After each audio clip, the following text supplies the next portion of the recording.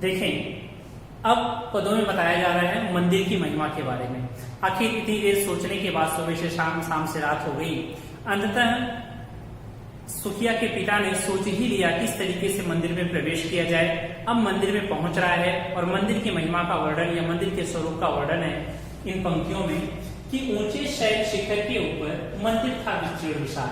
कह रहे हैं कि मंदिर जो था ऊंचे पर्वत के ऊपर था। पर्वत जो है काफी ऊंचाई पर था या पर्वत की ऊंचाई पर वह मंदिर बना हुआ था।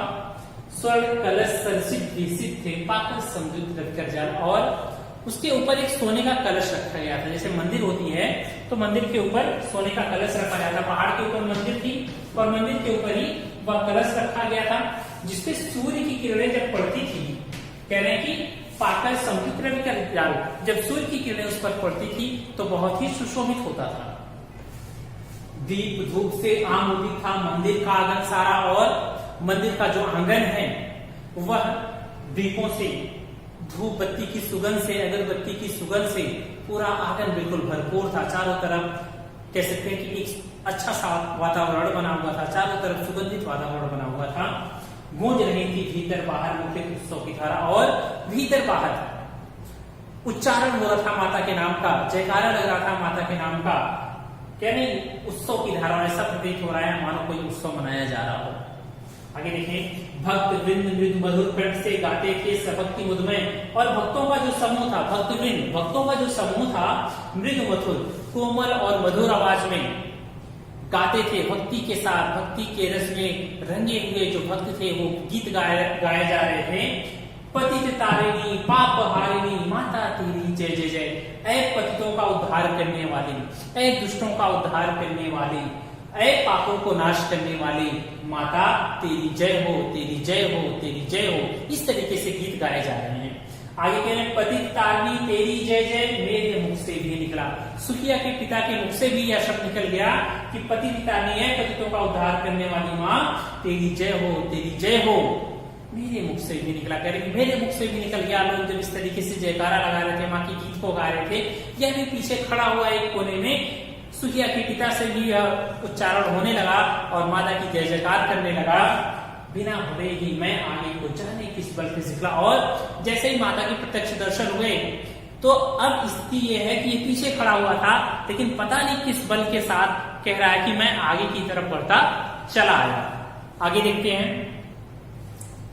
देखें, अंततः सुखिया का पिता मंदिर में पहुंच चुका है और माता के दर्शन, माता के भजन में शामिल हो गए। अब स्थिति ये बन रही है कि मेरे दीप फूल लेकर वे अम्बा को अर्पित करके, वह बिल्कुल जहां पर माता जी विराजमान थी, वह मूर्ति विराजमान थी माता जी की, वहां पर पहुंच गया और पुजारी जी ने किया कि दीप और फूल जो भी थे चढ़ावा, उनसे माता जी को अर्पित किया। और क्या दिया पुजारी ने प्रसाद, जब आगे की अंजलि भर के, और पुजारी जी ने वह अंजलि भर करके पूरा प्रसाद दे दिया इनको। अब भूल गया उसका लेना झट परम लाभ सा पाकर मैं, जैसे ही वह मुझे मिला, मुझे यह पता ही नहीं चला कि मैंने हाथ बढ़ाया और मेरे हाथों में मिल गया। कह रहे कि मैं भूल गया, मुझे पता ही नहीं चला उन्होंने कब मुझे यह प्रसाद स्वरूप जो भी चढ़ावे चढ़ते हैं उसमें से प्रसाद स्वरूप जो उन्होंने मुझे दिया, और परम लाभ सा पाकर मैं, और मुझे जब मैंने उस फूल को देखा तो मुझे परम लाभ मिला। कितने दिनों से ये कह सकते हैं कि अब मेरी बिटिया ठीक हो जाएगी, उसकी सारी चिंता मिट गई। और वह फूल जब उसे मिल गया कि सोचा बेटी को माँ के ये पुण्य पुष्प दूं जाकर मैं, और तुरंत सोचने लगा कि मैं कितनी जल्दी यहाँ से निकलूं और जाकर के अपनी बिटिया को यह माता के चरणों में चढ़ाए हुए पुण्य पुष्प को मैं अपनी बेटी को दे दूं और मेरी बेटी स्वस्थ हो जाए। आगे देखें, सिंह पौर तक भी आकर मैं नहीं पहुंच नहीं पाया। मैं कह रहा कि मैं आगे बढ़ा ही था कि सिंह पौर मतलब जो द्वार होती है, ठीक है, देखे होंगे मंदिरों में सिंह का मतलब शेर का कुछ मूर्ति या हाथी की मूर्ति बना करके द्वार के सामने रख दिया जाता है। तो कह रहे हैं कि सिंह पौर तक वह जो दरवाजा था, या कह सकते हैं कि वह जो दरवाजा था वहां पर मैं अभी पहुंचने ही नहीं पाया था कि सहसा यह सुन पड़ा कि कैसे यह अछूत भीतर आया। अचानक मेरे कानों में आवाज आई कि अरे यह अछूत कैसे भीतर आ गया, यह कैसे व्यक्ति मंदिर में आ गया, यह तो अछूत है। पकड़ो देखो भाग न जाए बना धूर्त है कैसा, कह रहे अरे पकड़ो इसे, आवाज आने लगी, तुरंत गूंज उठाई, ये अछूत है, इसको पकड़ो, कहीं भाग न जाए, यह कैसा धूर्त बना हुआ है, ये देखो बिल्कुल नहीं डरा है और हमारे मंदिर को आकर के इसने अशुद्ध कर दिया है। साफ स्वच्छ परिधान किए हैं भले मानुषों के जैसा, और देखो कैसे सुंदर स्वच्छ परिधान, सुंदर वस्त्र, कैसे सुंदर वस्त्र उसने पहने हुए हैं, ऐसा प्रतीत हो रहा है कोई भला मानुष हो। आखिर उसने सोच ही लिया कि किस तरीके से मुझे मंदिर में प्रवेश करना है, जो सुबह से लेकर दोपहर से लेकर शाम तक वह सोचता रहा। आखिर उसने यह उपाय निकाला कि मैं यदि अच्छे वस्त्र पहन करके जाऊंगा तो अच्छे वस्त्र पहन करके मुझे कोई पहचान नहीं पाएगा। अंततः वही किया उसने, लेकिन पकड़ा गया और लोग कह रहे हैं कि देखो भाग न जाए, बना धूर्त है, कैसा धूर्त है, इसे पकड़ो, यह भाग न जाए। देखें आगे की पंक्तियों में बता रहे हैं कि पापी ने मंदिर में घुसकर किया अनर्थ बड़ा भारी, कलुषित कर दी है मंदिर की चिरकालिक शुचिता सारी। क्या मेरा कलुष बड़ा है देवी की गरिमा से भी, किसी बात में हूं मैं आगे माता की महिमा से भी। आखिर उसे पहचान लिया जाता है और पहचान करके तुरंत आवाज होती है तो अछूत है, इसने मंदिर में कैसे प्रवेश कर दिया, और इसने तो पूरी कह सकते हैं कि मंदिर की महिमा को, मंदिर की शुचिता को, शुद्धता को समाप्त कर दिया है, इसने पूरे मंदिर को अशुद्ध कर दिया है, अशुद्ध कर दिया है। और ये सारी बातें होती है। इसके बाद देखें कि पापी ने मंदिर में घुसकर किया अनर्थ बड़ा भारी, लोगों की ध्वनि हो रही, तब तक एक तरफ से आवाज आती है अरे यह तो पापी है, इसने तो मंदिर में घुस करके बहुत बड़ा अनर्थ कर दिया है, कलुषित कर दी है मंदिर की चिरकालिक शुद्धता। सॉरी, कलुषित, दूषित कर देना मंदिर की चिरकालिक, बहुत पहले से जो चली आ रही है शुचिता, शुद्धता, मंदिर की जो पहले से शुद्धता चली आ रही है, जो शुद्ध हमारा मंदिर बना हुआ है, इसने प्रवेश करके मंदिर को दूषित कर दिया है। अब यहाँ पर सुखिया का पिता बोलता है, उसको पकड़ लिया जाता है। सुखिया का पिता क्या बोलता है, क्या मेरा कलुष बड़ा है देवी की गरिमा से भी? अरे क्या मेरा पाप, मैं जो हूँ देवी की गरिमा से बढ़कर के हूँ, मेरा जो पाप है, मेरा जो आना है वो देवी की गरिमा से ही बड़ा है। अब तक तो ये पाप हारनी थी, पतितों का उद्धार करने वाली थी, तो क्या मेरा उद्धार नहीं कर सकती हैं?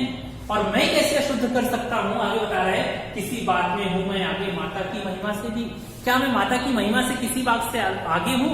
अर्थात माँ की महिमा जो है बहुत विशाल है और मैं इनकी महिमा से आगे कहाँ हूँ? मैं तो एक तुच्छ सा सेवक हूँ, तुच्छ सा व्यक्ति हूँ, मैं कैसे माँ की इस गरिमा को, महिमा को हानि पहुंचा सकता हूँ? आगे कह रहे हैं माँ के भक्त हुए तुम कैसे, करके यह विचार खोटा। अरे तुम कैसे भक्त हो, माता के कैसे भक्त हो तुम? तुम्हारे मन में ऐसे छोटे विचार आ रहे हैं, ऐसे संकीर्ण विचार आ रहे हैं कि मैं इस मंदिर को अशुद्ध कर सकता हूँ? माँ के सम्मुख ही माँ का तुम गौरव करते हो छोटा, और माता के सामने ही तुम माता के गौरव को, उनके मान सम्मान को ठेस पहुंचा रहे हो कि माता अशुद्ध हो गई है, मंदिर अशुद्ध हो गया है। कुछ न सुना भक्तों ने झट से मुझे घेर कर पकड़ लिया। कह रहे हैं कि ये सारे तर्क देता रहा लेकिन भक्तों ने कुछ नहीं सुना और घेर करके पकड़ लिया, मार मार कर मुक्के मुंह से धम से नीचे गिरा दिया और लातों घूसों से मार मार के उसे नीचे गिरा दिया। अर्थात कह सकते हैं कि सुखिया के पिता को पकड़ करके जो भक्तों ने बहुत मारा पीटा, उसकी एक भी बात ना सुनी। देखते हैं आगे। अब देखें आगे की पंक्तियों में, अब सुखिया के पिता को पकड़ लिया गया है, उसे गिरा दिया गया है। गिराने के पश्चात जो स्थिति बन रही है, देखें मेरे हाथों से प्रसाद ही बिखर गया आज सबका सब। कह रहे कि मेरे हाथों में जो प्रसाद था सबका सब बिखर गया, और हाय अभागी बेटी तुझ तक कैसे पहुंचा सके। कहें कि मेरी अभागी बेटी यह प्रसाद तुझ तक कैसे पहुंच सके। अब तुझ तक यह प्रसाद जो है पहुंच नहीं सकता है, बहुत अभागी है तू। न्यायालय ले गए मुझे वे 7 दिवस का दंड विधान, और फिर वहां से जो भी भक्त थे उसे पकड़ करके न्यायालय ले गए। न्यायालय में पेशी हुई और फिर क्या हुआ, 7 दिवस का दंड विधान, उसे 7 दिन की सजा दे दी गई कि 7 दिनों तक तुम्हें जेल में रहना पड़ेगा, कारागार में रहना पड़ेगा। मुझको हुआ था मुझसे देवी का महान अपमान। फिर कह रहा है कि मुझसे देवी का महान अपमान हो गया था, मुझसे देवी का जो भूल हुई थी, कह सकता हूँ, जो मंदिर में गया था और मंदिर अपवित्र हो गया था, तो कह रहे हैं मुझे देवी का मैंने अपमान किया था और मैंने सर झुका करके वह सजा स्वीकार कर ली। कह रहे हैं मैंने स्वीकृत किया दंड व शीश झुकाकर चुप ही रहे। सुखिया का पिता कह रहा है कि मैंने उस दंड को, उस सजा को शीश झुका करके स्वीकार कर लिया। उस असीम अभियोग दोष का क्या उत्तर देता, क्या कहते कह रहा है कि मैं उस जो मैंने कह सकते हैं सजा, जो मैंने वह गलती की थी, जो वह दोष था मेरा, कि उसकी प्रत्युत्तर में मैं क्या कहता कि मैं नहीं गया था मंदिर में, या फिर वह सवर्णों का मंदिर है और मैं अशुद्ध व्यक्ति होकर के मैंने मंदिर की पवित्रता को अशुद्ध कर दिया है। तो उसके सामने कोई उत्तर ही नहीं था कि कोई यहाँ पर सुनने वाला है ही नहीं। इससे अच्छा वह जो भी सजा उसे मिली उसने स्वीकार कर लिया कि 7 रोज ही रहा जेल में, या कि वहां सदियां बीती। कह रहा है कि मैं 7 ही दिन जेल में रहा, परंतु एक एक दिन सदियों के समान लग रहा था, सैकड़ों वर्षों के समान लग रहा था। और अविश्रांत बरसा करके भी आंखें तनिक नहीं रही थी और लगातार मेरे नेत्रों से आंसू बह रहे थे। मैं प्रतिदिन रोता जा रहा था, उन 7 दिनों तक लगातार रोता रहा, लेकिन मेरी आंखें बिल्कुल नहीं थकी। अर्थात कह सकते हैं कि वह इतना दुखी हो गया था कि 7 दिन उसे कह सकते हैं 7 सदियों के समान लग रहे थे और लगातार उसकी आंखों से आंसू बह रहे थे और उसकी बेटी को वह फूल पहुंच नहीं पाया था। आगे लिखते हैं